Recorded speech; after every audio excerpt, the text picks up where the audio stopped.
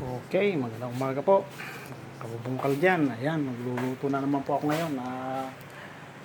Sabi po ng ating bossing, magluluto ako ng sinigang na baboy na ribs. Okay, na kumpleto ko na po. Taiwan na tayo na ingredients at sinabay ko na lahat sa pagpapakulo, mga kabubungkal. Ayan, samahan nyo ako. Ito na yun. Tingnan natin, ayan. Kamatis, sibuyas lang po yan, saka pork na baboy yan, ribs yan, ribs. Lambutin natin maigi yan, pakukuluan natin. Ito yung pinakagulay niya, talbos ng kamote po, mga kabubungkal. Siyempre itong sinigang sampalok, dahil wala tayong makuwang mga press na sampalok ngayon. Wala na kasing bunga yung sampalok ko dun, mga kabubungkal, kaya bumili na ako ng sinigang sampalok mix. Yan.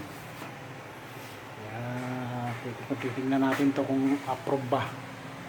Kaya samahan nyo ako, mga kabubungkal dyan. Pork sinigang na ribs. Sarap to, mga kabubungkal. Kulang nga lang ang sahog, walang gabi, walang okra. Mahal pa ang mga gulay.